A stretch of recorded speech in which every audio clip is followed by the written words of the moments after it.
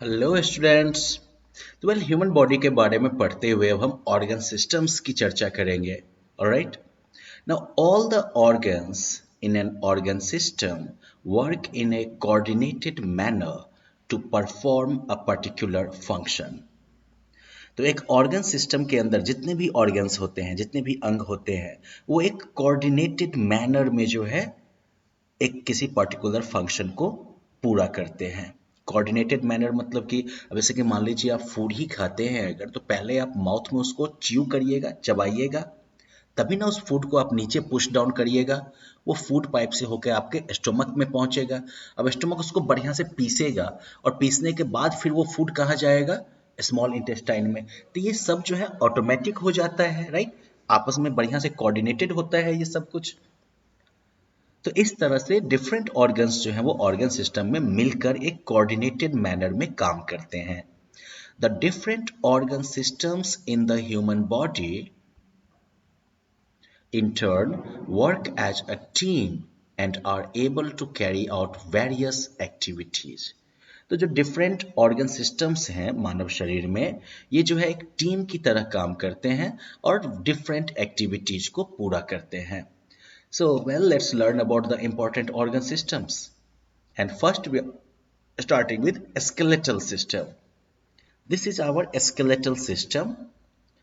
All the bones in the body form the skeleton or the skeletal system. शरीर में जितनी भी हड्डियां हैं, ये सब मिलके जो है skeleton या फिर skeletal system बनाते हैं. There are 206 bones in an adult human skeleton. एक बड़े आदमी के शरीर में जो है 206 बोन्स टोटल होते हैं। The skeleton gives shape and support to the body. Skeleton जो है वो बॉडी को एक डेफिनिट शेप देता है और साथ साथ बॉडी को सपोर्ट भी प्रोवाइड करता है। इसलिए देखते हैं ना, कभी अगर किसी की हड्डी वड्डी टूट जाती है तो वो फिर उस अंग का वो सही से यूज नहीं ना कर पाता है। क्यों? क्योंकि बोन ही उसको जो है सपोर्ट प्रोवाइड कर रहा था। It also protects the internal organs from injury. Skeleton जो है या स्केलेटल सिस्टम जो है वो हमारे इंटरनल ऑर्गन्स को भी इंजरी से, चोट से जो है बचाता है। ओके, फॉर एग्जाम्पल आपका ये स्कल जो है वो आपके ब्रेन को बचाता है ना। आपका ये रिबकेज जो है वो आपके लंग्स को बचाता है। तो इस तरह से स्केलेटल सिस्टम जो है वो हमारे इंटरनल ऑर्गन्स को प्रोटेक्ट करता है, राइट। हमारा लंग्स और हार्ट जो है वो इस रिबकेज से प्रोटेक्टेड है ना। Now without the skeleton our body will be like a mass of jelly. अगर स्केलेटन नहीं हो तो हमारा शरीर जो है ना वो जेली के बहुत बड़े जो है ढेर की तरह दिखेगा, क्योंकि कोई शेप ही नहीं होगा। स्केलेटल सिस्टम के ठीक ऊपर मस्कुलर सिस्टम जो है उसका लेयर लगा होता है, क्योंकि ये बोन्स जो है वो स्ट्रक्चर और सपोर्ट तो प्रोवाइड करते हैं, लेकिन मूवमेंट किसके हेल्प से होता है? तो मसल्स से होता है। जैसे चलिए हम लोग अब मस्कुलर सिस्टम के बारे में पढ़ते हैं। Muscles are attached to the bones. Muscles जो है वो बोन्स के साथ अटैच्ड होते हैं, जुड़े होते हैं। They help in moving the body by expanding and contracting. Muscles जो है वो फैल के और फैलने और सिकुड़ने वाले मूवमेंट के जरिए जो है बॉडी को मूव करने में हेल्प करते हैं। Now regular exercises makes our bones and muscles strong. अगर आप नियमित रूप से एक्सरसाइज करते हैं तो ये आपकी हड्डियों को और मसल्स को मजबूत बनाता है। अब इसके बाद तीसरा एक बहुत ही इंपॉर्टेंट ऑर्गन सिस्टम है nervous system. Now the nervous system is made up of the brain, spinal cord and nerves. Nervous system जो है वो तीन चीजों से मिलके बना है। ब्रेन, स्पाइनल कॉर्ड जो कि आपके ब्रेन से होके आपके बिल्कुल बैकबोन के बीचों बीच नीचे तक आया है, और फिर नर्व्स जो कि स्पाइनल कॉर्ड से कनेक्ट होके और आपके पूरे शरीर तक फैले हुए हैं। आपके पूरे शरीर में जो है नर्व्स का जाल है। Now the brain controls the functioning of the whole body. आपका ब्रेन जो है वो आपके लगभग पूरे शरीर के फंक्शन को कंट्रोल करता है। Now the nerves carry messages from the brain. Nerves जो है वो ब्रेन का कोई भी मैसेज होता है ना, उसको नर्व्स जो है वो डिफरेंट मसल्स तक जो है लेकर जाता है। They also carry messages to the brain. अब आपके किसी भी शरीर के किसी हिस्से में कुछ अगर सेंसेशन होता है, कुछ फीलिंग होती है, तो ये मैसेज जो है वो नर्व्स ही जो है वो ब्रेन तक पहुंचाते भी हैं। अब ऐसे मान लीजिए कि आप अचानक से आपने कोई गर्म चीज छू लिया, तो गर्म चीज को छूने का जो सेंसेशन है वो नर्व जो होगा वही आपके स्पाइनल कोड तक लेके जाएगा, और बाद में ये मैसेज आपके ब्रेन के पास भी जाएगा।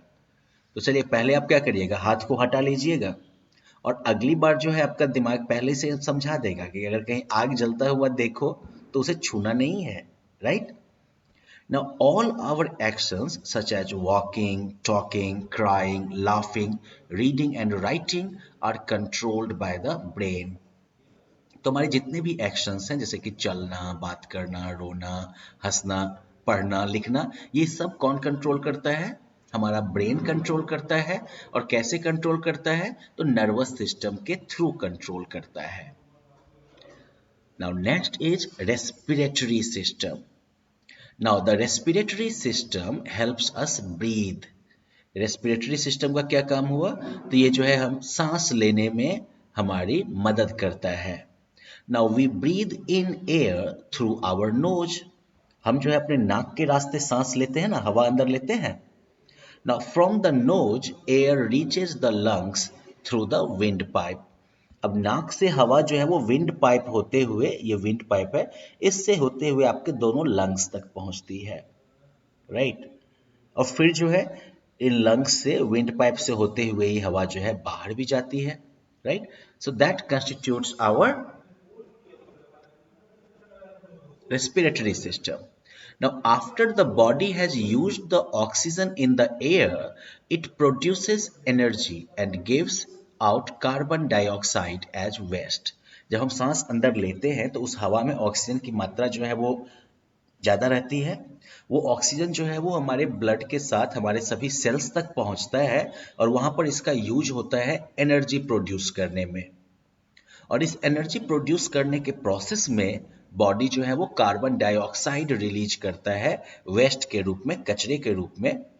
अब जो कार्बन डाइऑक्साइड निकलता है वेस्ट के रूप में, it is given out through the nose when we breathe out. तो ये कार्बन डाइऑक्साइड जो है वो नाक के रास्ते ही बाहर निकलता है जब हम सांस छोड़ते हैं।